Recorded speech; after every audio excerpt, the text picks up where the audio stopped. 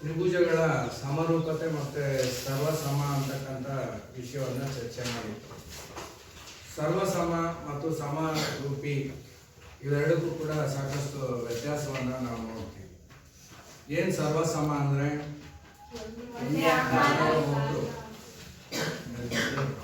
ದೀಕ್ಷಿತ್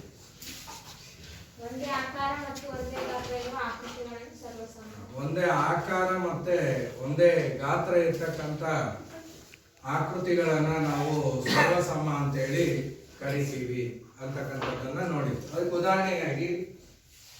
ಉದಾಹರಣೆ ಹೇಳ್ಕೊ. 10ನೇ ತರಗತಿ ಭಾಗ 1 ಪುಸ್ತಕ.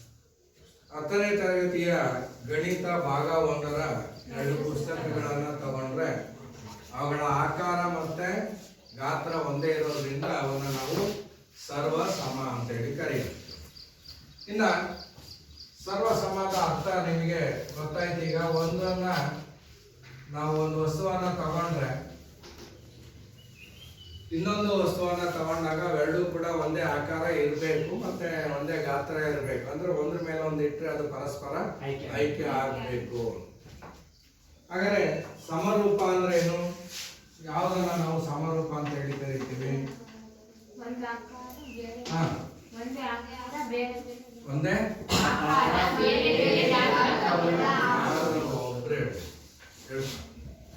ಒಂದೇ ಆಕಾರ ಬೇರೆ ಬೇರೆ ಗಾತ್ರವುಳ್ಳ ಆಕೃತಿಗೆ ಸಮರೂಪಿ ಎನ್ನುವುದು. ಒಂದೇ ಆಕಾರ ಇರುತ್ತೆ ಆದ್ರೆ ಬೇರೆ ಬೇರೆ ಗಾತ್ರ ಇರುತ್ತೆ. ಒಂದೇ ಆಕಾರ ಮತ್ತು ಬೇರೆ ಬೇರೆ ಗಾತ್ರವನ್ನ ಹೊಂದಿದ್ರೆ ಅವನ್ನ ನಾವು ಸಮರೂಪ ಆಕೃತಿಗಳು ಅಂತ ಹೇಳಿ ಕರಿತೀವಿ. ಉದಾಹರಣೆಗೆ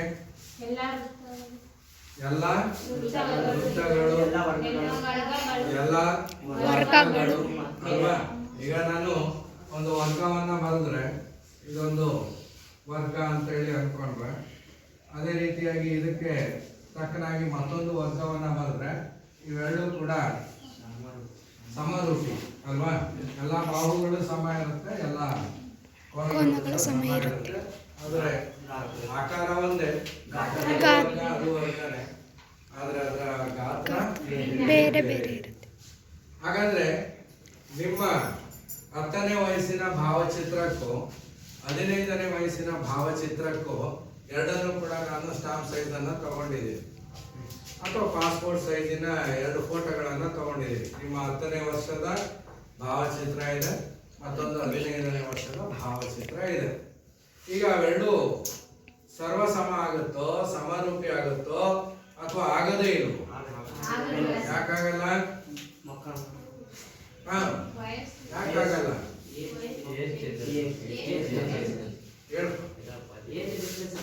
ಏಜ್ ಡಿಫ್ರೆನ್ಸ್ ಇದೆ, ಅದರಿಂದ ಅಲ್ಲಿ ಆಕಾರದಲ್ಲಿ ಬದಲಾವಣೆ ಆಗುತ್ತೆ.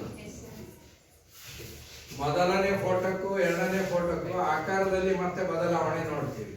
ಆಕಾರ ಒಂದೇ ಇರಬೇಕು, ಗಾತ್ರ ಭಿನ್ನವಾಗಿರ್ಬೇಕು ಅಂತ ಹೇಳಿದ್ವಿ. ಅದರಲ್ಲಿ ಆಕಾರ ಏನಾಗಿದೆ? ಬೇರೆ ಆಗಿದೆ. ಅಂದ್ರೆ ಅಲ್ಲಿ ಒಂದರಲ್ಲಿ ಚಿಕ್ಕ ವಯಸ್ಸಿನ ಫೋಟೋ ಇದೆ, ಇನ್ನೊಂದರಲ್ಲಿ ಸ್ವಲ್ಪ ಹೆಚ್ಚಿನ ವಯಸ್ಸಿನ ಫೋಟೋ ಇರೋದ್ರಿಂದ ಮುಖದಲ್ಲಿ ವ್ಯತ್ಯಾಸವನ್ನ ನಾವು ಕಾಣ್ತೀವಿ. ಹಾಗಾಗಿ ಅವು ಸರ್ವಸಮನೂ ಆಗಲ್ಲ, ಸಮರೂಪಿನೂ ಕೂಡ ಆಗಲ್ಲ. ಹಾಗೆ ತಾಜ್ ಮಹಲ್ನ ಒಂದು ಉದಾಹರಣೆಯನ್ನ ತಗೊಂಡ್ವಿ. ಒಂದು ಸ್ಟಾಂಪ್ ಸೈಜಿನ ಫೋಟೋ, ಮತ್ತೊಂದು ಪಾಸ್ಪೋರ್ಟ್ ಸೈಜಿನ ಫೋಟೋ, ಮತ್ತೊಂದು ಅಂಚೆ ಕಾರ್ಡಿನ ಸೈಜಿನ ಫೋಟೋ, ಮೂರಲ್ಲೂ ತಾಜ್ ಮಹಲ್ನ ಚಿತ್ರ ಇದೆ. ಹಾಗಾದ್ರೆ ಅದು ಸಮರೂಪಿಗೆ ನಾನು ಉದಾಹರಣೆಯಾಗಿ ತೆಗೆದುಕೋಬಹುದು. ಯಾಕೆ? ಆಕಾರ ಒಂದೇ ಇದೆ, ಗಾತ್ರಗಳು ಭಿನ್ನವಾಗಿದೆ. ಆದ್ರಿಂದ ಅದರಲ್ಲಿ ಯಾವುದೇ ರೀತಿಯ ಬದಲಾವಣೆ ಇಲ್ಲದೆ ಇರೋದ್ರಿಂದ ನಾವು ಸಮರೂಪಿ ಅಂತ ಹೇಳಿ ಕರಿತೀವಿ. ಇದನ್ನೇ ಆಧಾರವಾಗಿ ಇಟ್ಟುಕೊಂಡು ಗ್ರೀಕ್ನ ಗಣಿತ ಶಾಸ್ತ್ರಜ್ಞನಾಗಿರ್ತಕ್ಕಂಥ ಟೇಲ್ಸ್ ಅಂತಕ್ಕಂಥವನು ಒಂದು ತ್ರಿಭುಜಗಳ ಮೇಲೆ ಅವನೊಂದು ನಿಬಂಧನೆಗಳನ್ನ ತಯಾರು ಮಾಡ್ಕೊಳ್ತಾನೆ. ಅದಕ್ಕೆ ನಾವು ಮೊದಲಾಗಿ ಬಹುಭುಜಾಕೃತಿಗಳನ್ನ ತಗೊಳ್ತಾರೆ. ಬಹುಭುಜಾಕೃತಿಗೆ ತನ್ನದೇ ಆಗಿರ್ತಕ್ಕಂಥ ನಿಬಂಧನೆಗಳನ್ನ ನಾವು ನೋಡ್ತೀವಿ. ಆ ನಿಬಂಧನೆಗಳ ಆಧಾರದ ಮೇರೆಗೆ ಅವು ಸಮರೂಪಿ ಅಥವಾ ಸರ್ವಸಮ ಅಂತಕ್ಕಂಥದ್ದನ್ನ ಹೇಳುತ್ತೆ. ಈಗ ನಾವು ಸಮರೂಪಿ ಅನ್ಬೇಕಾದ್ರೆ ಬಹುಭುಜಾಕೃತಿಯನ್ನು ತಗೊಂಡಿದೆ. ಈಗ ಪಂಚಭುಜಾಕೃತಿ ಇರ್ಬೋದು, ಷಡ್ಭುಜಾಕೃತಿ ಇರ್ಬೋದು, ಬೇರೆ ಬೇರೆ ವಿವಿಧ ತ್ರಿಭುಜಗಳನ್ನ ನಾನು ತಗೊಂಡಾಗ ಆ ತ್ರಿಭುಜಗಳನ್ನ ನಾನು ಸಮರೂಪಿ ಅಂತ ಹೇಳ್ಬೇಕಾದ್ರೆ, ಅಂದ್ರೆ ಬಹುಭುಜಾಕೃತಿಗಳನ್ನ ಸಮರೂಪಿ ಅಂತ ಹೇಳ್ಬೇಕಾದ್ರೆ ಎರಡು ನಿಬಂಧನೆಗಳನ್ನ ನೋಡಿದ್ವಿ. ಆ ನಿಬಂಧನೆಗಳು ಯಾವುದು ಮಮತಾ?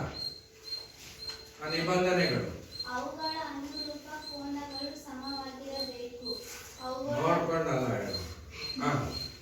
ಅವುಗಳ ಅನುರೂಪ ಬಾಹುಗಳ ಅನುಪಾತ ಸಮವಾಗಿರಬೇಕು. ಎರಡು ಕಂಡೀಷನ್ ಅನ್ನ ನೋಡಿದ್ವಿ. ಎರಡು ಬಹುಭುಜಾಕೃತಿಗಳು ಸಮರೂಪಿ ಆಗ್ಬೇಕು ಅಂದ್ರೆ ಮೊದಲನೇ ಕಂಡೀಷನ್ನು ಅದರಲ್ಲಿ ಆಕಾರ ಒಂದೇ ಇರಬೇಕು ಅಂತ ಕಾಣ್ತದೆ. ಈಗ ನಾನು ಪಂಚಭುಜಾಕೃತಿಯನ್ನ ತಗೊಂಡ್ರೆ ಮತ್ತೊಂದು ಪಂಚಭುಜಾಕೃತಿಯನ್ನೇ ತಗೋಬೇಕಾಗತ್ತೆ. ಹಾಗಾದ್ರೆ ಆ ಎರಡು ಪಂಚಭುಜಾಕೃತಿಯಲ್ಲಿ ಇರ್ತಕ್ಕಂಥ ಅನುರೂಪ ಕೋನಗಳು ಸಮವಾಗಿರ್ಬೇಕು ಅನ್ನೋದು ಮೊದಲನೇ ನಿಬಂಧನೆ. ಎರಡನೇ ನಿಬಂಧನೆ ಏನು?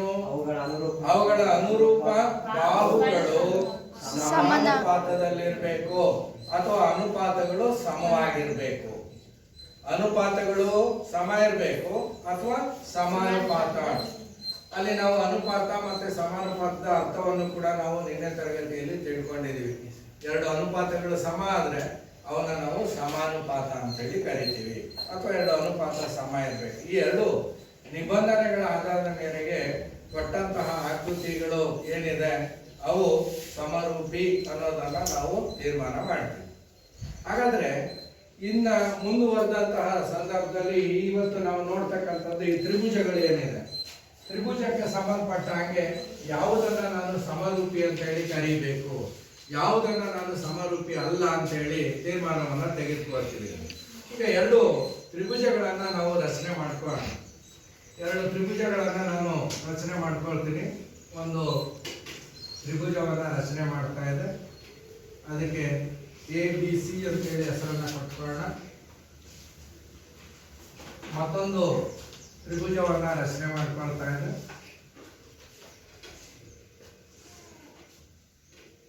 DEF ಅಂತೇಳಿ ಹೆಸರನ್ನ ಕೊಟ್ಕೊಳ್ಳೋಣ.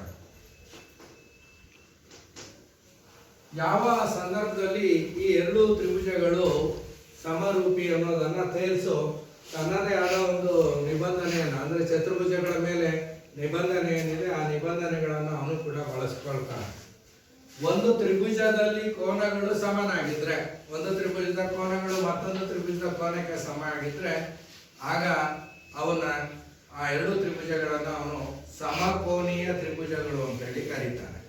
ಅಂದ್ರೆ ಎರಡು ತ್ರಿಭುಜಗಳನ್ನ ಹೋಲಿಕೆ ಮಾಡ್ತಾ ಇದ್ದಾನೆ.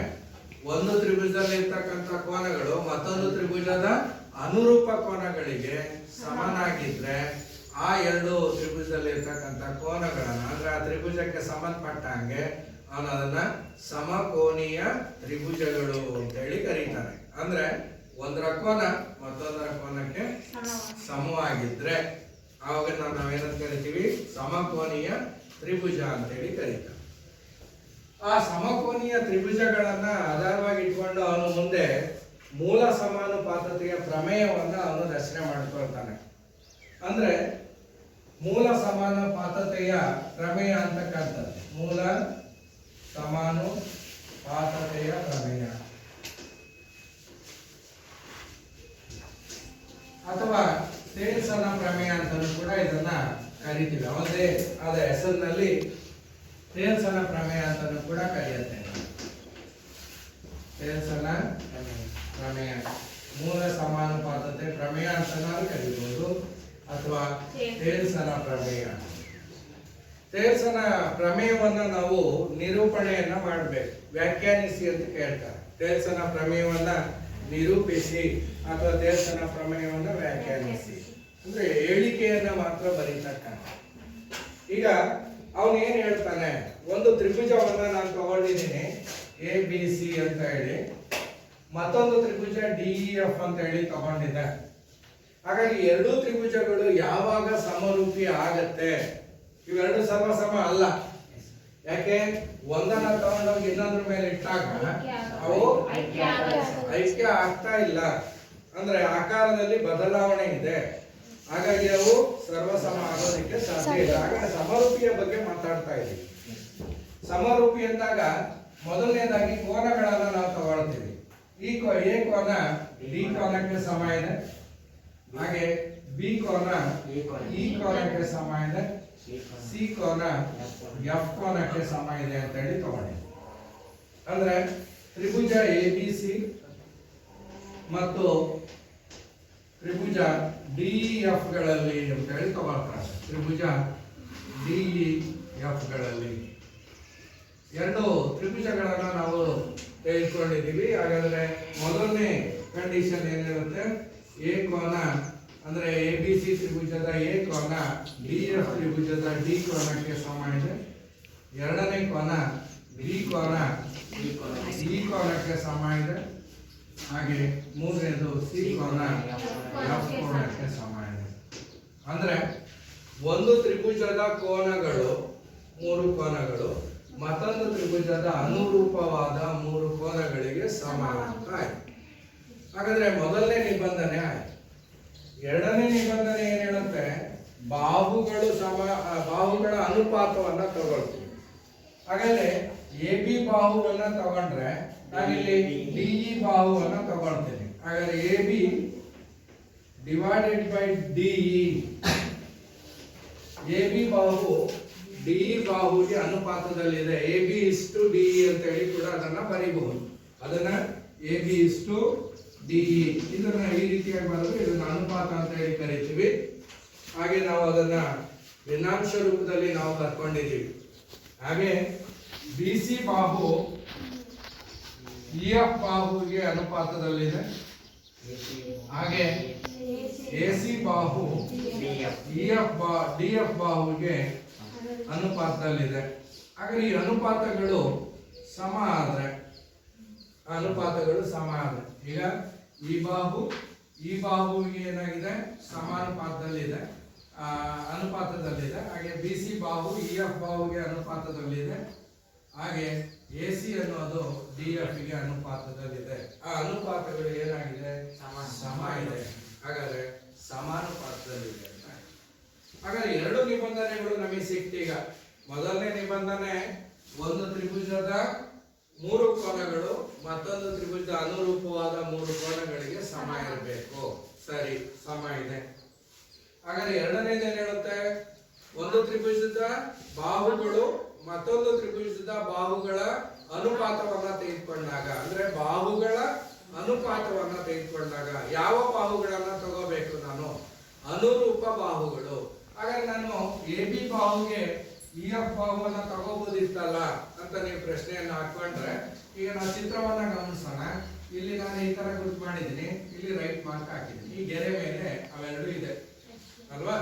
ಅದೇ ತರ ಈ ಗೆರೆ ಮೇಲೆ, ಯಾವ ಗೆರೆ ಮೇಲೆ, ಡಿ ಇ ಅಂತಕ್ಕಂಥ ಬಾಹುವಿನ ಮೇಲೆ ಈ ಒಂದು ಕಂಸ ಮತ್ತೆ ರೈಟ್ ಮಾರ್ಕ್ ಇದೆ ಅಲ್ವಾ?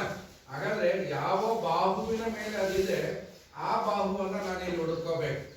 ಹಾಗಾದ್ರೆ ಎ ಬಿ ಬಾಹು ಡಿ ಇ ಬಾಹುಗೆ ಏನಾಯ್ತು, ಅನುಪಾತದಲ್ಲಿದೆ ಅಂತ ಆಯ್ತು. ಹಾಗಾದ್ರೆ ಬಿ ಸಿ ಅನ್ನ ತಗೊಂಡ್ರೆ ಒಂದು ರೈಟ್ ಮಾರ್ಕ್ ಇದೆ, ಒಂದು ಇಂಟು ಮಾರ್ಕ್ ಇದೆ. ಇಲ್ಲಿ ರೈಟ್ ಮಾರ್ಕ್ ಇಂಟು ಮಾರ್ಕ್ ಇರೋದು ಇಲ್ಲೇನೆ. ಅದರಿಂದ ಬಿ ಸಿ ಗೆ ಇ ಎಫ್ ಅನ್ನೋ ಬಾಹು ಅನುರೂಪ. ಅದರಿಂದ B C divided by E F ಅಂತ ಹೇಳಿ ಬರ್ಕೊಂಡಿದೆ. ಹಾಗೆ ಎ ಸಿ ಬಾಹುವನ್ನು ತಗೊಂಡಾಗ ಒಂದು ಕಂಸ ಇದೆ, ಒಂದು ಇಂಟು ಮಾರ್ಕ್ ಇದೆ. ಅದರಿಂದ ಒಂದು ಕಂಸ ಮತ್ತೆ ಇಂಟು ಮಾರ್ಕ್ ಇರೋ ಬಾಹು ಯಾವುದು, ಡಿ ಎಫ್.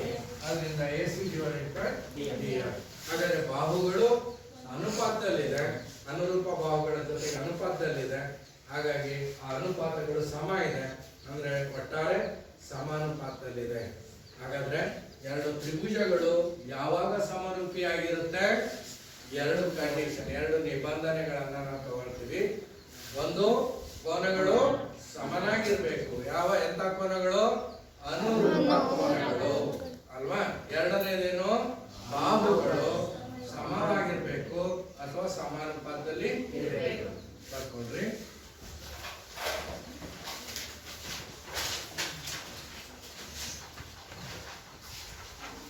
ಪ್ರಶ್ನೆ ಮಾಡ್ಕೊಳ್ಳಿ. ತ್ರಿಭುಜಗಳ ಸಮರೂಪತೆಗೆ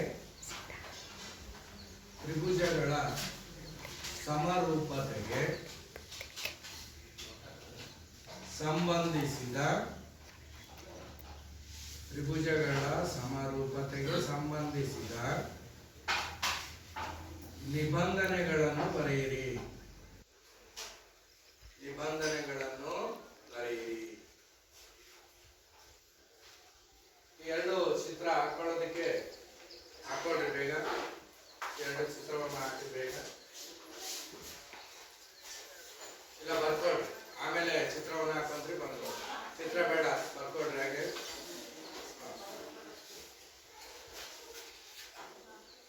ಎರಡು ತ್ರಿಭುಜಗಳು ಉತ್ತರ ತಗೊಳ್ರಿ. ಎರಡು ತ್ರಿಭುಜಗಳು ಸಮರೂಪಿಗಳಾಗಬೇಕಾದರೆ, ಎರಡು ತ್ರಿಭುಜಗಳು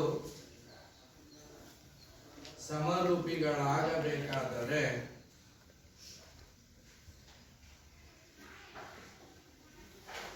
ಒಂದನೇದು ಅವುಗಳ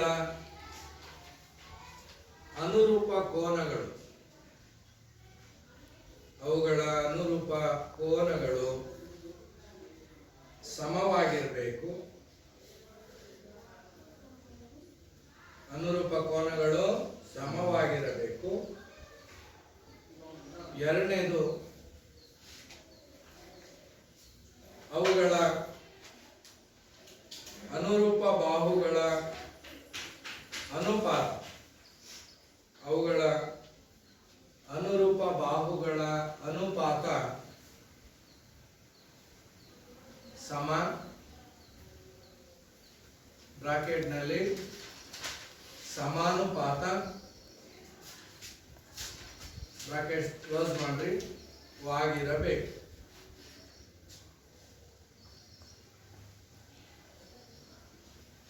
ನೆಕ್ಸ್ಟ್ ಪ್ರಶ್ನೆಯನ್ನ ತಗೊಳ್ರಿ. ಸಮಕೋನೀಯ ತ್ರಿಭುಜಗಳು ಎಂದರೇನು? ಸಮಕೋನೀಯ ತ್ರಿಭುಜಗಳು ಎಂದರೇನು?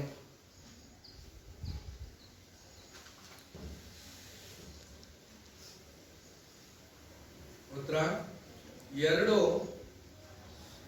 ತ್ರಿಭುಜಗಳ ಅನುರೂಪ ಕೋನಗಳು ಸಮವಾದರೆ, ಎರಡು ತ್ರಿಭುಜಗಳ ಅನುರೂಪ ಕೋನಗಳು ಸಮವಾದರೆ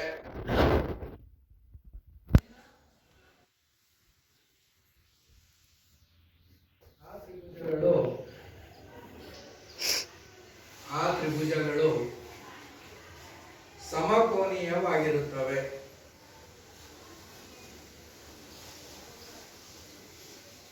ಆ ತ್ರಿಭುಜಗಳು ಸಮಕೋನೀಯವಾಗಿರುತ್ತವೆ. ನೆಕ್ಸ್ಟ್ ಹೆಡಿಂಗ್ ಅನ್ನು ಹಾಕಿ. ಮೂಲ ಸಮಾನುಪಾತತೆಯ ಪ್ರಮೇಯ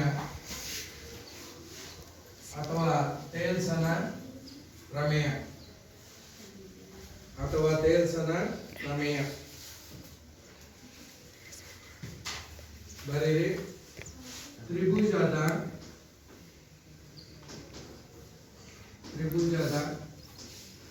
ಎರಡು ಬಾಹುಗಳನ್ನು, ತ್ರಿಭುಜದ ಎರಡು ಬಾಹುಗಳನ್ನು, ತ್ರಿಭುಜದ ಎರಡು ಬಾಹುಗಳನ್ನು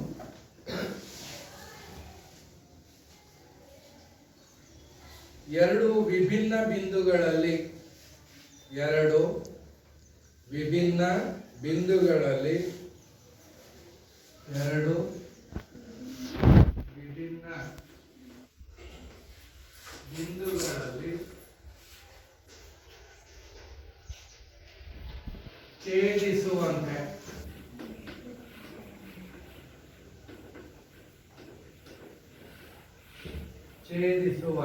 ಎರಡು ವಿಭಿನ್ನ ಬಿಂದುಗಳಲ್ಲಿ ಛೇದಿಸುವಂತೆ ಒಂದು ಬಾಹುವಿಗೆ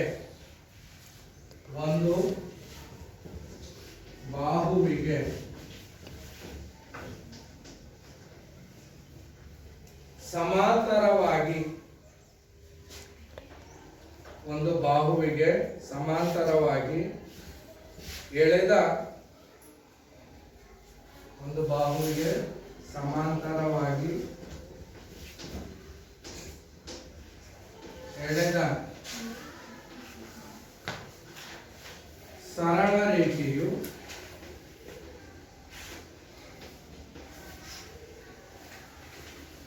ಉಳಿದೆರಡು ಬಾಹುಗಳನ್ನು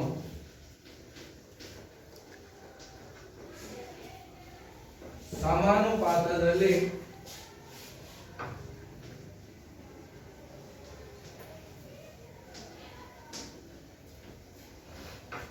ವಿಭಾಗಿಸುತ್ತದೆ.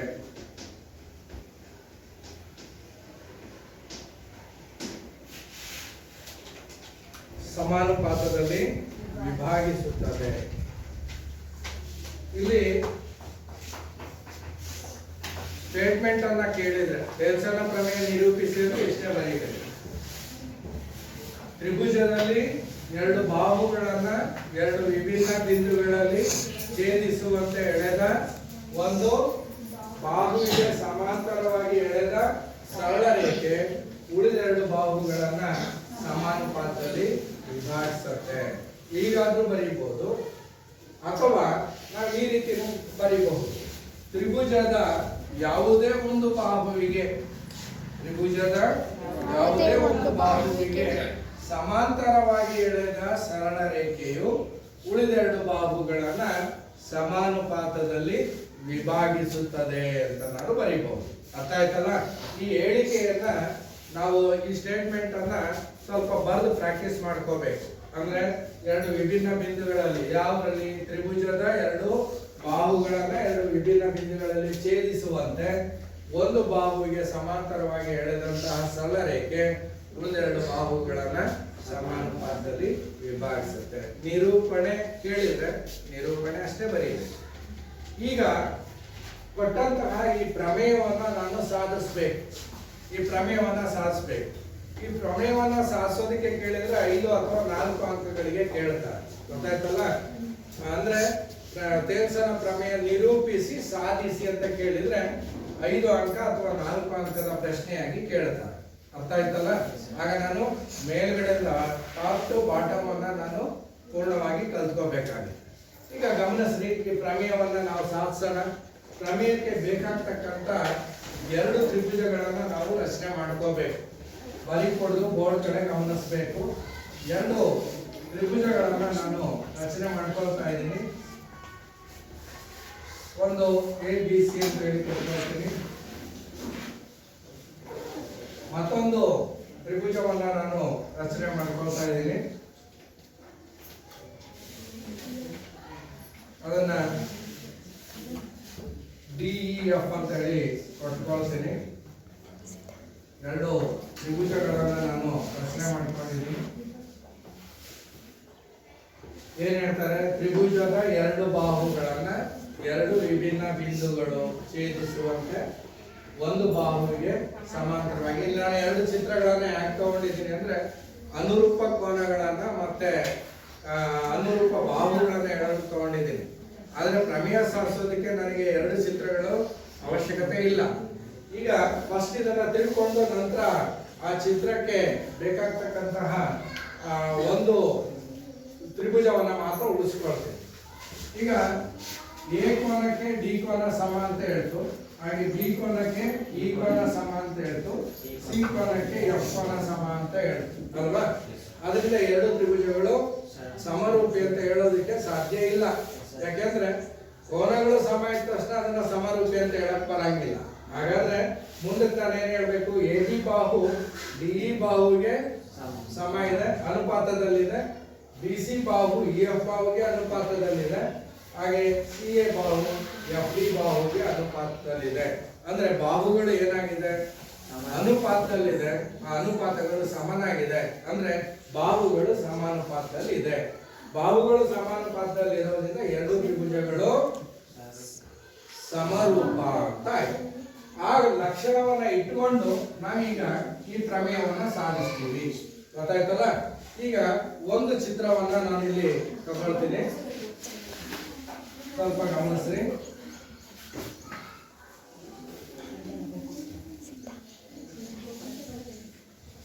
ABC ಅಂತ ಹೇಳಿ ಕಟ್ಕೋಣ. ಒಂದು ತ್ರಿಭುಜವನ್ನ ನಾನು ರಚನೆ ಮಾಡ್ಕೊಂಡಿದ್ದೀನಿ. ತ್ರಿಭುಜದ 2 ಬಾಹುಗಳು, ನಾನೀಗ AB ಬಾಹು ಮತ್ತೆ AC ಬಾಹುವನ್ನು ತಗೊಳ್ತೀನಿ. ಅದರ ಮೇಲೆ 2 ವಿಭಿನ್ನ ಬಿಂದುಗಳನ್ನ ನಾನು ಗುರುತಿಸ್ಕೊಳ್ತೀನಿ. ಎರಡು ವಿಭಿನ್ನ ಬಿಂದುಗಳು. ಈಗ ಇಲ್ಲೊಂದು ಬಿಂದು ಇದೆ, ಇಲ್ಲೊಂದು ಬಿಂದು ಇದೆ.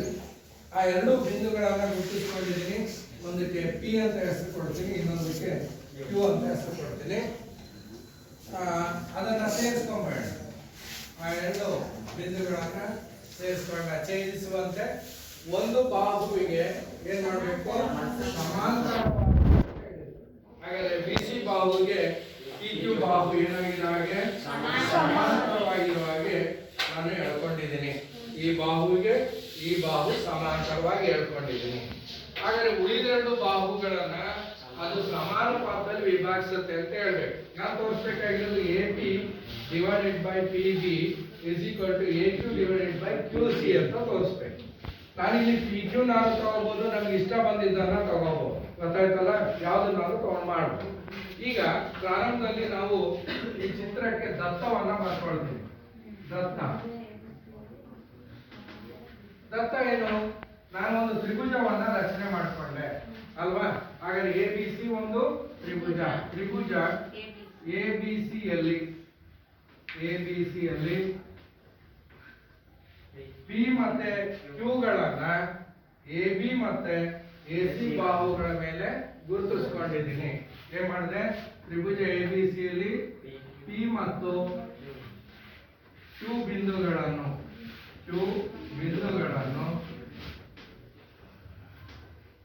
ಕ್ರಮವಾಗಿ ಯಾವ ಬಾಹುಗಳ ಮೇಲೆ? ಎ ಬಿ ಮತ್ತು ಎ ಸಿ ಬಾಹುಗಳ ಮೇಲೆ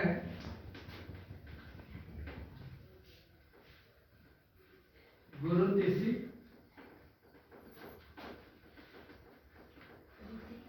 ಏನ್ ಮಾಡಿದೆ? ನಂತರ ಪಿ ಕ್ಯೂ ಸೇರಿಸ್ಕೊಂಡಿದ್ದೀನಿ. ಪಿ ಕ್ಯೂ ಅನ್ನು ಸೇರಿ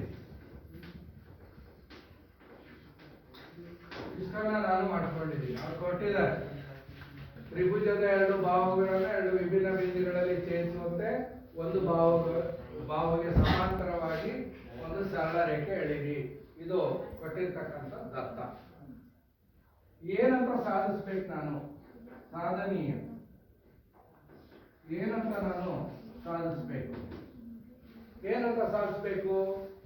ಈಗ ಯಾವುದು ನಾನು ಸಮಾಂತರ ಎಳ್ಕೊಂಡೆ ಆಗ ಆ ತ್ರಿಭುಜದಲ್ಲಿ ಎರಡು ಖಂಡಗಳ ರಚನೆ ಆಗ್ತಾ ಇದೆ. ಅಂದ್ರೆ A P divided by P B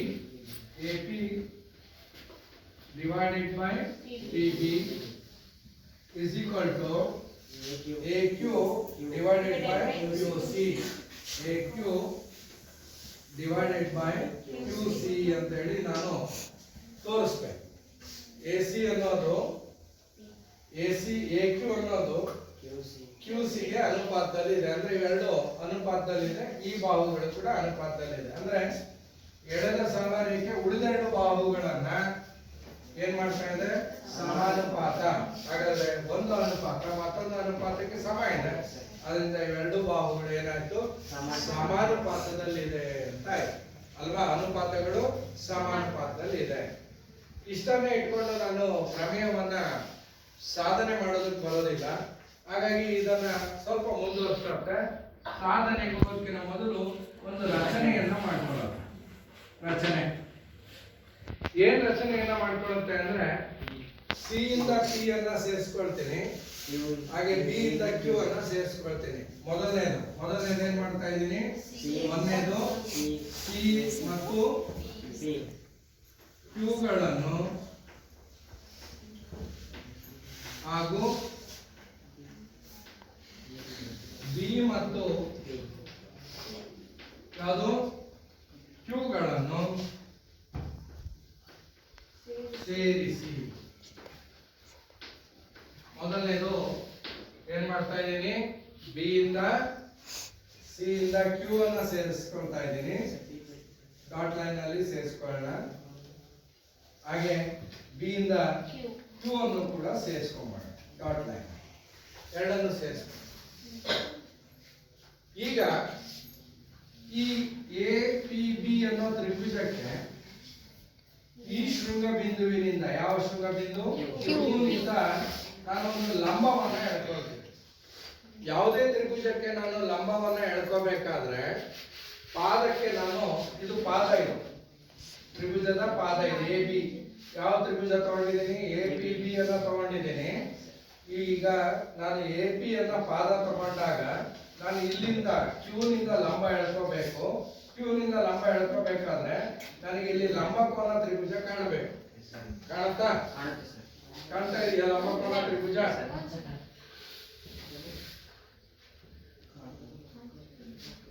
ಅದನ್ನ ರಚನೆ ಮಾಡ್ಕೊಳ್ತಾ ಇದ್ದೀನಿ, ಸ್ವಲ್ಪ ಗಮನಿಸಿ. ಈ ಕೋನ ಲಂಬ ಕೋನ ಇದೆ, ಇದನ್ನ ನಾನು ಎಂ ಅಂತ ಹೇಳಿ ಕರ್ಕೊಳ್ಳ. ಅದೇ ತರ ಎ ಕ್ಯೂ ಪಾದಕ್ಕೆ ಪಿ ಬಿಂದುವಿನಿಂದ ಲಂಬ ಎಳಿತೀನಿ. ಈ ಬಿಂದುವಿನಿಂದ ಲಂಬ ಎಳ್ಕೊಳ್ತೀನಿ. ನೋಡ್ರಿ, ಅದು ನೋಡೋದಕ್ಕೆ ಲಂಬ ಕೋನ ಕಾಣಬೇಕು. ಇದನ್ನ ಎನ್ ಅಂತ ಹೇಳಿ ಕರೆಯೋಣ.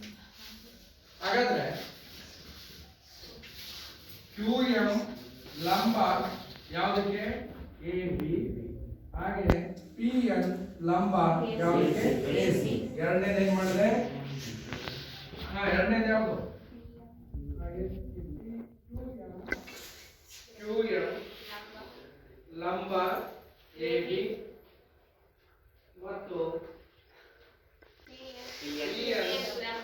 ಲಂಬ ಎ ಸಿ ಹೇಳಿದಿರಿ. ಸರಿನಾ? ಇಲ್ಲಿಂದ ಲಂಬ ಇದಕ್ಕೆ ಎಳ್ಕೊಂಡಿದ್ದೀನಿ, ಯಾವುದಕ್ಕೆ? ಎ ಬಿಗೆ.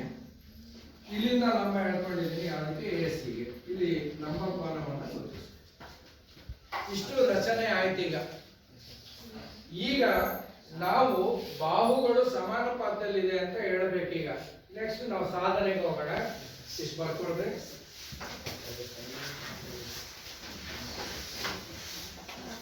ಸರ್ ಈ ಬರಿ ಈ ಬರಿ ಸಿ ಮತ್ತು ಪಿ. ಪಿ ಎನ್ ಅದರಲ್ಲಿ ಲಂಬ ಎ ಸಿ. ಅಲ್ಲಿ ಸರ್ ಫಸ್ಟ್ನೇ ಸರ್ ರಚನೆ ಸಿ ಸಿ ಮತ್ತು ಪಿ ಮತ್ತು ಕ್ಯೂ ಬಿಂದುಗಳನ್ನ ಕ್ರಮವಾಗಿ ರಚನೆ ಸಿ ಮತ್ತೆ ಕ್ಯೂ ಅನ್ನ ಸಿ ಮತ್ತೆ ಪಿ ಪಿ ಸಿ ಮತ್ತೆ ಪಿಗಳನ್ನು ಹಾಗೂ ಬಿ ಮತ್ತೆ ಕ್ಯೂಗಳನ್ನು ಸಿ ಇಂದ ಪಿ ಅನ್ನ ಬಿ ಇಂದ ಕ್ಯೂ ಅನ್ನ ಸೇರಿಸಿಕೊಂಡಿದ್ದೀವಿ.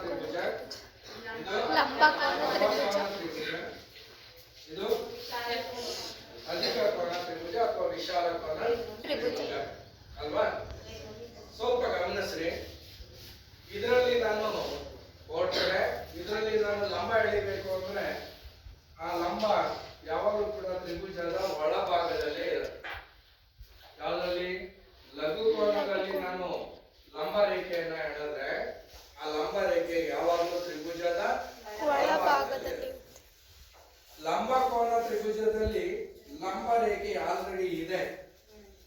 ಯಾವುದು ಲಂಬಕೋನವನ್ನ ಉಂಟು ಮಾಡಿದೆ ಆ ರೇಖೆನೆ ಲಂಬ ರೇಖೆ ಆಗಿರುತ್ತೆ.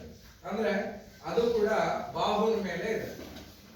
ವಿಶಾಲ ಕೋನ ಅಥವಾ ಅಧಿಕ ಕೋನ ತ್ರಿಭುಜಕ್ಕೆ ಬಂದ್ರೆ ನಾನು ಒಂದು ಲಂಬ ರೇಖೆಯನ್ನ ಹೇಳಿದ್ರೆ ಅದು ಗಮನಿಸ್ರಿ ಏನಾಗ್ತಾ ಇದೆ, ತ್ರಿಭುಜದ ಹೊರಭಾಗದಲ್ಲಿ ಬರ್ತಾ ಇದೆ. ತ್ರಿಭುಜದ ಯಾವಾಗ ಅಧಿಕ ಕೋನ ಇದ್ದಾಗ ಅಥವಾ ವಿಶಾಲ ಕೋನ ಇದ್ದಾಗ ಅದೇನಾಗ್ತಾ ಇದೆ, ತ್ರಿಭುಜದ ಇಲ್ಲಿ ಬರೋಣ.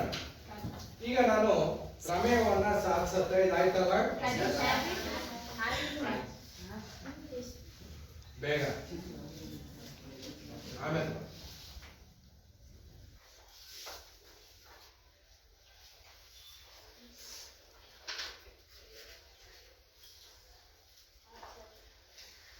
ಈಗ ಸಾಧನೆಗೆ ಹೋಗೋಣ.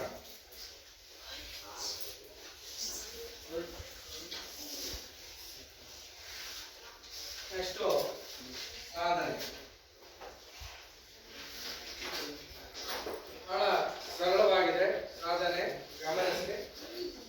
ನಾನು ಎರಡು ತ್ರಿಭುಜಗಳನ್ನ ನಾನು ತಗೊಳ್ತೀನಿ. ಈಗ ಈ ದತ್ತ ತ್ರಿಭುಜ ತಗೊಳ್ತಾ ಇದ್ದೀನಿ, ABC ತ್ರಿಭುಜ ತಗೊಳ್ತಾ ಇದ್ದೀನಿ. ಸಾರಿ, APQ ತ್ರಿಭುಜ APQ ತ್ರಿಭುಜ APQ ಮತ್ತು ತ್ರಿಭುಜ ಗಮನಿಸಿ ಇದನ್ನ ತಗೊಳ್ತಾರೆ.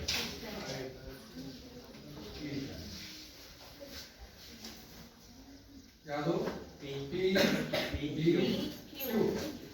ತ್ರಿಭುಜ ಇದು ಬೇಡ. ಯಾವ್ದು ತಗೊಳ್ಳೋಣ? ಈ ತ್ರಿಭುಜ ತಗೊಳ್ತಾರೆ. ತ್ರಿಭುಜ PQಗಳಲ್ಲಿ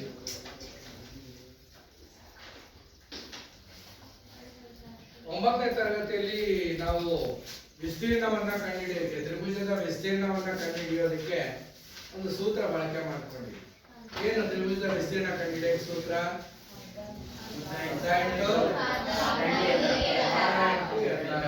ಅರ್ಧ ಇಂಟು ಪಾದ ಇಂಟು ಎತ್ತರ. ಈಗ ನಾನು ಈ APB ತ್ರಿಭುಜದಲ್ಲಿ AP ಯನ್ನ ಪಾದ ಮಾಡ್ಕೊ, APQ ತ್ರಿಭುಜದಲ್ಲಿ AP ಯನ್ನ ಪಾದ ಮಾಡ್ಕೊಳ್ತೀನಿ. ಆಗ ಎತ್ತರ ಯಾವ್ದಾಗುತ್ತೆ? ಆ ತ್ರಿಭುಜದಲ್ಲಿ ಎಳೆದಂತಹ ಲಂಬ ರೇಖೆನೆ ಆ ತ್ರಿಭುಜದ ಎತ್ತರ ಆಗತ್ತೆ ಅಲ್ವಾ? ಹಾಗಾದ್ರೆ ಇದಕ್ಕೆ ಸಂಬಂಧಪಟ್ಟ ಹಾಗೆ ತ್ರಿಭುಜ APQ ವಿಸ್ತೀರ್ಣ is equal to ಅರ್ಧ ಇಂಟು ಪಾದ ಯಾವುದು AP, ಎತ್ತರ ಯಾವುದು QM. ಎತ್ತರ ಯಾವುದು QM. ಇಲ್ಲಿ ನಾನು ತ್ರಿಭುಜದ ವಿಸ್ತೀರ್ಣ is equal to ಅರ್ಧ ಇಂಟು ಪಾದ ಇಂಟು ಎತ್ತರ ಅಂತಕ್ಕಂಥ ಸೂತ್ರವನ್ನ ಇಲ್ಲಿ ಬಳಕೆ ಮಾಡ್ಕೊಂಡಿದೆ. ಸರಿನಾ? ಈಗ ಈ ತ್ರಿಭುಜ ಆಯ್ತು, ಯಾವುದು APQ ತ್ರಿಭುಜ ಆಯ್ತು. ಈಗ ಯಾವ ತ್ರಿಭುಜ ತಗೋಣ? PBQ ತಗೋಣ. PBQ ಅನ್ನ ಗಮನಿಸ್ರಿ. ಈ ತ್ರಿಭುಜ ಎಂತಹ ತ್ರಿಭುಜ ಇದೆ? ಈ ತ್ರಿಭುಜ APBQ ಅನ್ನೋದು ಎಂತ ತ್ರಿಭುಜ? ಈ ಕೋನ ಏನಾಗಿದೆ? ವಿಶಾಲ ಕೋನ ತ್ರಿಭುಜ. ವಿಶಾಲ ಕೋನ ಇದ್ರೆ ಲಂಬ ಎಲ್ಲಿ ಬರುತ್ತೆ? ಹೊರಗಡೆ. ಹಾಗಾದ್ರೆ ಇದಕ್ಕೆ ಲಂಬ ಯಾವ್ದಾಯ್ತು? ಇಲ್ಲಿದೆ. ಹೊರಗಡೆ ಇರೋದ್ರೆ ಇದು ಲಂಬ ಅಲ್ವಾ? ತಾನೇ ಲಂಬ. ಹಾಗಾದ್ರೆ ತ್ರಿಭುಜ ಯಾವುದು? PBQ ವಿಸ್ತೀರ್ಣ is equal to ಅರ್ಧ ಇಂಟು ಪಾದ ಯಾವ್ದ್ರಲ್ಲಿ? ಪಾದ ಯಾವ್ದು ಮಾಡ್ಕೊಳ್ತೀರಿ? PP. ಪಾದ ಯಾವ್ದಲ್ಲಿ? PB ಇಂಟು ಎತ್ತರ ಯಾವುದು? QM. ಇದು ಅರ್ಥ ಆಯ್ತು ಅಂತ ಅನ್ಕೊಳ್ಳಿ. ಅರ್ಥ ಆಯ್ತು? ಈಗ ಇವೆರಡರ ಅನುಪಾತ ತಗೋಣ. ಇದನ್ನ ಶಾರ್ಟ್ ಫಾರ್ಮ್ ನಲ್ಲಿ ಬರ್ಕೊಳ್ತೀನಿ. ಹೆಂಗ್ ಬರ್ಕೊಳ್ತೀನಿ ಅಂದ್ರೆ ವಿಸ್ತೀರ್ಣ ತ್ರಿಭುಜ P B Q A P Q ಅಂತ ಹೇಳಿ ಬರೀತೀನಿ. ಡಿವೈಡೆಡ್ ಬೈ ವಿಸ್ತೀರ್ಣ ತ್ರಿಭುಜ ಪಿ ಬಿ ಕ್ಯೂ ಅಂತ ಹೇಳಿ ಬರ್ಕೊಳ್ತೀನಿ. ಇಸ್ ಈಕ್ವಲ್ ಟು ಇದರ ವಿಸ್ತೀರ್ಣ 1/2 into AP into QM divided by 1/2 into PB into QM. ಸರಿನಾ? ಅರ್ಧಕ್ಕೆ ಅರ್ಧ ಕ್ಯಾನ್ಸಲ್ ಆಯ್ತು. ಪೆನ್ಸಿಲ್ ಅಲೋಡ್ ಹಾಕೋಬೇಕು. QM ಗೆ ಹಾಗಾದ್ರೆ ಉಳಿದಿದ್ದೇನು? Divided by PB. ಇದನ್ನ ಸಮೀಕರಣ 1 ಅಂದ್ರೆ ವಿಸ್ತೀರ್ಣ ತ್ರಿಭುಜ APQ ವಿಸ್ತೀರ್ಣ ತ್ರಿಭುಜ PBQ ವಿಸ್ತೀರ್ಣ ಏನಾಗುತ್ತೆ? AP divided by PB.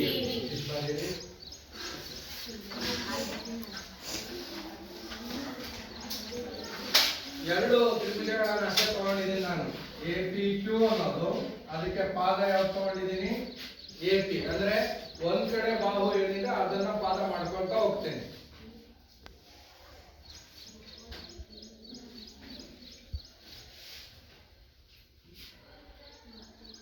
ಆಯ್ತಲ್ಲ?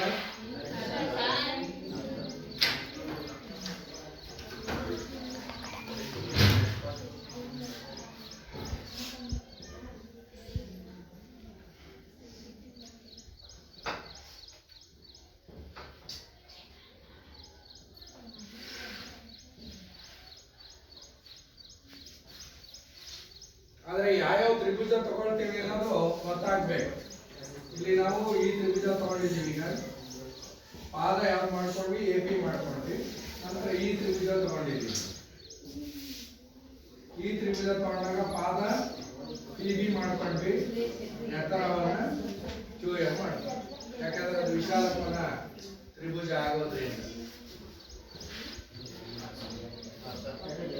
ಈಗ ಮತ್ತೆ ಇದೇ ತ್ರಿಭುಜವನ್ನ ತಗೊಳ್ತೇನೆ.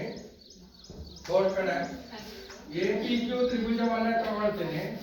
ಆದ್ರೆ ಪಾದವಾಗಿ AQ ಅನ್ನ ತಗೊಳ್ತೇನೆ. ಆಗ ಎತ್ತರ ಯಾವ್ದಾಗುತ್ತೆ? QN ಆಗುತ್ತೆ. ಸಾರಿ PN ಆಗುತ್ತೆ. ಎತ್ತರ ಯಾವ್ದಾಗುತ್ತೆ? ಯಾವಾಗ ಪಾದ ಇದಾಯ್ತು ಅಂದ್ರೆ ಆಗ ಇದಕ್ಕೆ ಎತ್ತರ ಯಾವ್ದಾಗುತ್ತೆ? ಇದಾಗುತ್ತೆ. ಆಗ ಯಾವ್ದು ತಗೊಳ್ತಾ ಇದ್ದೀನಿ? APQ ತ್ರಿಭುಜವನ್ನ ತಗೊಂಡಿದ್ದೀನಿ. ಈಗ ಇದರಲ್ಲಿ ಕೆಳಭಾಗದಲ್ಲಿ ಈ ತ್ರಿಭುಜವನ್ನ ತಗೋಣ. ಯಾವ್ದು ಉಳ್ಕೊಂಡಿರೋದು? ಈಗ ಇಲ್ಲಿ PCQ ಅನ್ನ ತಗೋಣ. ಯಾವ್ದನ್ನ ತಗೋಣ? PCQ ಅನ್ನ ತಗೊಳ್ತಾ ಇದ್ದೀವಿ. PCQ ಅನ್ನ ತಗೊಂಡಾಗ ಇಲ್ಲೂ ಕೂಡ ವಿಶಾಲ ಕೋನ ಬರುತ್ತೆ. ಆಗ ಎತ್ತರ ಯಾವ್ದಾಗುತ್ತೆ? PN. ಪಾದ ಯಾವ್ದಾಗುತ್ತೆ? QC ಆಗುತ್ತೆ ಅಲ್ವಾ? ಯಾವ್ದನ್ನ ಚೇಂಜ್ ಮಾಡ್ಕೊಳ್ಳೋಣ? ಈ ತ್ರಿಭುಜವನ್ನ ಚೇಂಜ್ ಮಾಡ್ಕೊಳ್ಳೋಣ. ಆ ತ್ರಿಭುಜದ ಬದಲಾಗಿ ಯಾವ್ದನ್ನ ತಗೋಣ? ತ್ರಿಭುಜ PCQ. ತ್ರಿಭುಜ PCQ ಅನ್ನ ತಗೊಳ್ತಾ ಇದೆ. PCQ ಗಳಲ್ಲಿ ತ್ರಿಭುಜ APQ ಅನ್ನ ತಗೊಂಡಿದ್ದೆ. APQ ಅನ್ನ ತಗೊಂಡಿದ್ದೆ. ಪಾದನ ಈ ಕಡೆ ತಗೊಂಡಿದ್ದೆ ಹೋದ್ ಸರಿ. ಈಗ ಪಾದ ಯಾವ್ದು ತಗೊಳ್ತೀನಿ? AQ ತಗೊಳ್ತೀನಿ. ಎತ್ತರ ಯಾವ್ದಾಗುತ್ತೆ? PN. ಹಾಗಾದ್ರೆ ಇಲ್ಲಿ ಅರ್ಧ ಎಷ್ಟು ಪಾದ ಯಾವುದು? ಪಾದ ಯಾವುದು? AQ. ಎತ್ತರ ಯಾವುದು? PN. ಎತ್ತರ ಯಾವ್ದಾಗುತ್ತೆ? PN ಆಗುತ್ತೆ ಅಲ್ವಾ? ಈಗ ನೆಕ್ಸ್ಟ್ ತಗೊಂಡಿರೋ ತ್ರಿಭುಜ ಯಾವುದು? PCQ. ನೆಕ್ಸ್ಟ್ ತಗೊಂಡಿರೋ ತ್ರಿಭುಜ ಯಾವುದು? PCQ. ಎಲ್ಲಿದೆ? ಇಲ್ಲಿದೆ. PCQ. ಪಾದ ಯಾವ್ದು ತಗೊಳ್ಳೋಣ? QC. ಎತ್ತರ ಯಾವ್ದಾಗುತ್ತೆ? PN. ಹಾಗಾದ್ರೆ QC into PN. ಸರಿನಾ? ಈಗ ಅದರ ಅನುಪಾತಗಳನ್ನ ಬರ್ಕೊಳ್ಳೋಣ. APQ ವಿಸ್ತೀರ್ಣ PCQ. ಅರ್ಧ ಇಂಟು ಪಾದ ಯಾವ್ದು? AQ ಆಯ್ತು. AQ. ಎತ್ತರ ಯಾವುದು? PN. ಇಲ್ಲಿ ಕೆಳಗಡೆ ಬಂದಾಗ QC into PN. P C Q ನ ವಿಸ್ತೀರ್ಣ ಅದರ ಅನುಪಾತ ಇಂಟು ಪಿ ಎನ್. ಸರಿನಾ? ಅರ್ಧಕ್ಕೆ ಅರ್ಧ ಕ್ಯಾನ್ಸಲ್, ಪಿ ಎನ್ ಗೆ ಕ್ಯಾನ್ಸಲ್. ಹಾಗಾದ್ರೆ ಉಳಿದಿದ್ದೇನು? By Q C. ಇದನ್ನ ಸಮೀಕರಣ 2 ಅಂತ ತಗೊಂಡು ಆಯ್ತಾ? ಸಮೀಕರಣ 2 ಸ್ವಲ್ಪ ಮುಂದುವರೆಸಿ ಬರ್ಕೊಳ್ಳೋಣ. ಈ ಕಡೆ ಬೋರ್ಡ್ ಕಡೆ ಈ ತ್ರಿಭುಜವನ್ನ ಸಾಧಿಸೋದಕ್ಕೆ 9ನೇ ತರಗತಿಯ ಮತ್ತೊಂದು ಪ್ರಮೇಯದ ಬಳಕೆ ಆಗುತ್ತೆ. ಯಾವುದು ಅಂದ್ರೆ ಎರಡು ಸಮಾಂತರ ರೇಖೆಗಳಿದೆ. ಆ ಸಮಾಂತರ ರೇಖೆಗಳಲ್ಲಿ ನಾನು ಎರಡು ತ್ರಿಭುಜಗಳನ್ನ ನಾನು ರಚನೆ ಮಾಡ್ಕೊಂಡಿದ್ದೀನಿ ಅಂತ ತಗೊಳ್ಳಿ. ಎರಡು ತ್ರಿಭುಜಗಳ ರಚನೆ ಆಗಿದೆ. ಆ ಎರಡು ತ್ರಿಭುಜಗಳಿಗೆ ಪಾದ ಒಂದೇ ಇದೆ. ಎರಡು ತ್ರಿಭುಜಗಳಿಗೆ ಪಾದ ಒಂದೇ ಇದೆ. ಆಗ ಅವು ವಿಸ್ತೀರ್ಣದಲ್ಲಿ ಏನಾಗಿರುತ್ತೆ? ಸಮವಾಗಿರುತ್ತೆ ಅಂತ ಹೇಳಿ. ಒಂದೇ ಪಾದದ ಮೇಲೆ ನಿಂತಿರುವ ಎರಡು ತ್ರಿಭುಜಗಳು ಒಂದು ಜೊತೆ ಸಮಾಂತರ ರೇಖೆಗಳ ನಡುವೆ ಇದ್ರೆ, ಒಂದು ಜೊತೆ ಸಮಾಂತರ ರೇಖೆಗಳ ನಡುವೆ ಇರುವ ಎರಡು ತ್ರಿಭುಜದ ಪಾದಗಳು ಒಂದೇ ಆಗಿದ್ರೆ ಆಗ ಆ ಎರಡು ತ್ರಿಭುಜದ ವಿಸ್ತೀರ್ಣ ಸಮ ಅಂತ ಹೇಳುತ್ತೆ. ಈಗ ಅದನ್ನ ಬಳಕೆ ಮಾಡ್ಕೊಳ್ಳುತ್ತೆ. ಇಲ್ಲಿ ಚಿತ್ರವನ್ನ ಗಮನಿಸಿ. ಪಿ ಕ್ಯೂ ಅನ್ನೋದು ಪಾದ ಮಾಡ್ಕೊಳ್ತಾ ಇದೀನಿ. ಅಂದ್ರೆ ಈ ರೇಖೆಗೆ ಸಮಾಂತರ ಇದೆ, ಕೊಟ್ಟಿದ್ದಾರೆ ಅವರು, ದತ್ತದಲ್ಲಿದೆ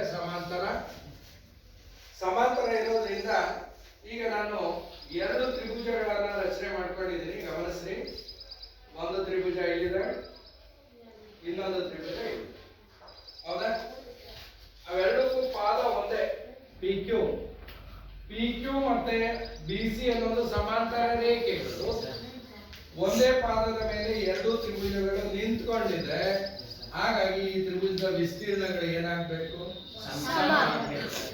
ಹಾಗಾದ್ರೆ ತ್ರಿಭುಜ ಪಿ ಬಿ ಕ್ಯೂ ನ ವಿಸ್ತೀರ್ಣ ತ್ರಿಭುಜ ಪಿ ಸಿ ಕ್ಯೂ ನ ವಿಸ್ತೀರ್ಣಕ್ಕೆ ಸಮ. ಏನಂತ ಬರೆಯೋಣ? ತ್ರಿಭುಜ ಯಾವುದು? ತ್ರಿಭುಜ ಪಿ ಬಿ ಕ್ಯೂ ಇದರ ವಿಸ್ತೀರ್ಣ is equal to ತ್ರಿಭುಜ ಪಿ ಸಿ ಕ್ಯೂ ಇದರ ವಿಸ್ತೀರ್ಣಕ್ಕೆ ಏನಾಗಿದೆ? ಸಮ ಇದೆ. ಇದನ್ನ 3 ಅಂದ್ಕೊಳ್ಳೋಣ. ಕಾರಣ ಏನು? ಒಂದು ಜೊತೆ ಸಮಾಂತರ ರೇಖೆಗಳ ನಡುವೆ ಒಂದೇ ಪಾದದ ಮೇಲೆ ನಿಂತಿರುವ ತ್ರಿಭುಜದ ವಿಸ್ತೀರ್ಣಗಳು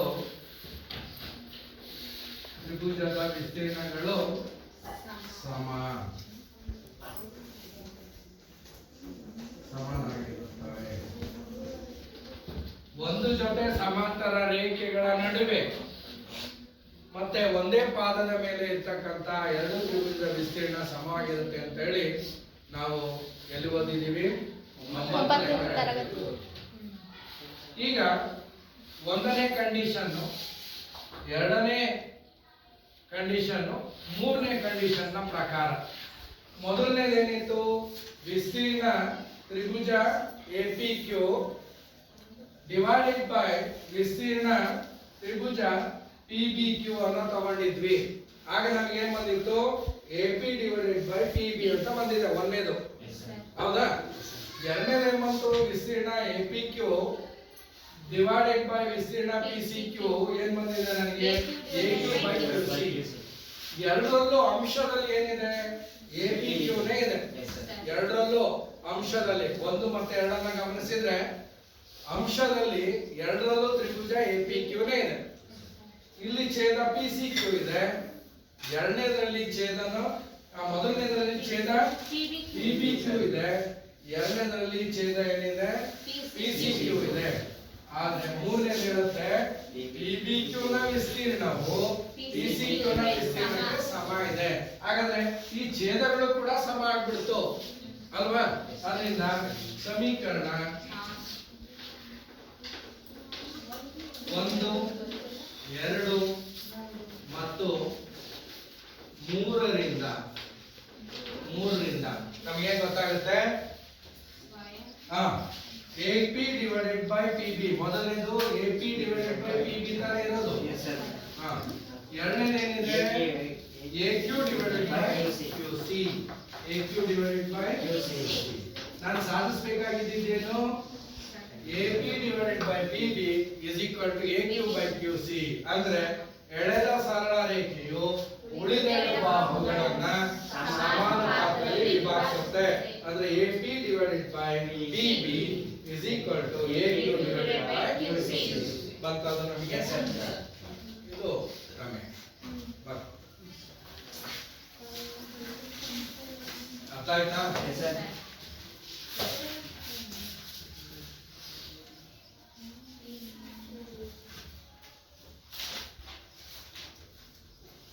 ಥೇಲ್ಸನ ಪ್ರಮೇಯ ನಿರೂಪಿಸಿ ಸಾಧಿಸಿ ಅಂದ್ರೆ ಇದಿಷ್ಟನ್ನು ಬರೀಬೇಕು.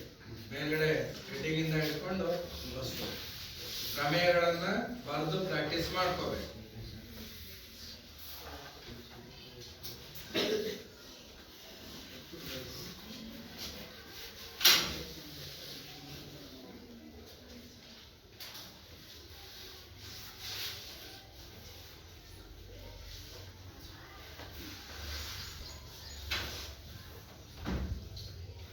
ನಿಮ್ಮ ಬುಕ್ನಲ್ಲಿ ದತ್ತ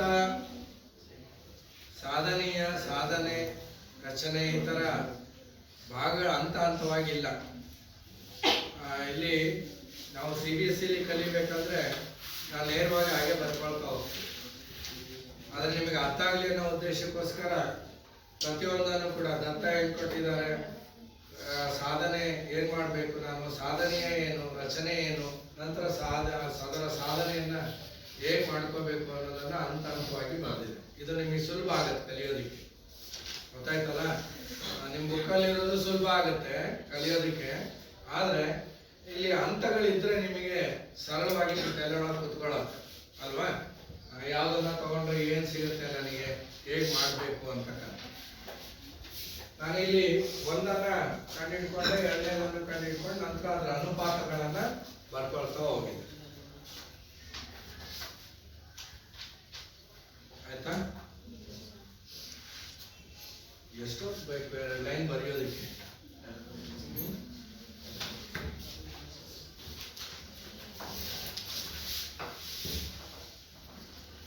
ನಾಳೆಗೆ ಈ ಪ್ರಮೇಯ ಬರಬೇಕು, ನಾ ಕಲ್ತ್ಕೊಂಡ್ ಬರ್ಬೇಕು.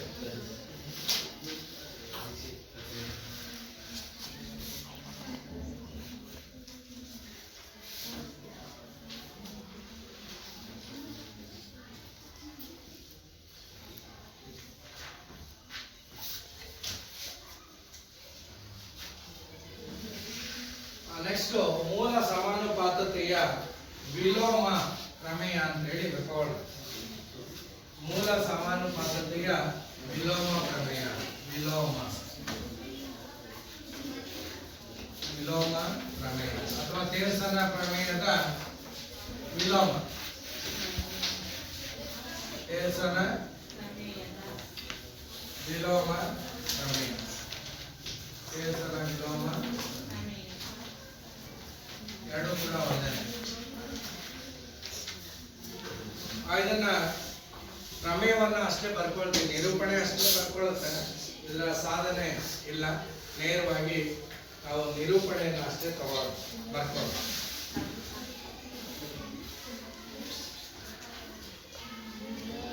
ತ್ರಿಭುಜದ ಯಾವುದಾದರೂ ಎರಡು ಬಾಹುಗಳನ್ನು ಸಮಾನುಪಾತದಲ್ಲಿ ವಿಭಾಗಿಸಿದರೆ, ಸಮಾನುಪಾತದಲ್ಲಿ ವಿಭಾಗಿಸುವ ರೇಖೆಯು ಅದರ ಮೂರನೇ ಬಾಹುವಿಗೆ ಸಮಾಂತರವಾಗಿರುತ್ತದೆ.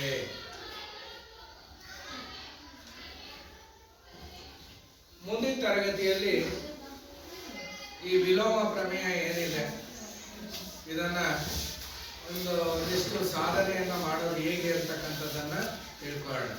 ಟೇಲ್ಸನ ಪ್ರಮೇಯವನ್ನ ತಿಳ್ಕೊಂಡಿದೀವಿ. ಈಗ ಏನ್ ಹೇಳ್ತಾ ಇದ್ದಾರೆ, ಒಂದು ತ್ರಿಭುಜದಲ್ಲಿ ಏನಂತ ಹೇಳ್ತಾ ಇದ್ದಾರೆ, ಏನ್ ಹೇಳ್ತಾ ಇದ್ದಾರೆ, ಯಾವುದಾದರೂ ಎರಡು ಬಾಹುಗಳನ್ನ ಸಮಾನುಪಾತದಲ್ಲಿ ವಿಭಾಗಿಸಿದಂತಹ ರೇಖೆ ಏನಿದೆ ಅದು ಮೂರನೇ ರೇಖೆಗೆ ಸಮಾಂತರ ಇರುತ್ತೆ. ಉಲ್ಟಾ ಹೋಗ್ತೀವಿ. ಇದ್ರಲ್ಲಿ ಏನ್ ಹೇಳಿದ್ವಿ, ತ್ರಿಭುಜದ ಯಾವುದೇ ಒಂದು ಬಾಹುವಿಗೆ ಸಮಾಂತರವಾಗಿ ಒಂದು ಎಳೆದ ರೇಖೆ ಉಳಿದ ಎರಡು ಬಾಹುಗಳನ್ನು ಸಮಾನುಪಾತದಲ್ಲಿ ವಿಭಾಗಿಸುತ್ತೆ ಅಂತ ಹೇಳಿದ್ವಿ.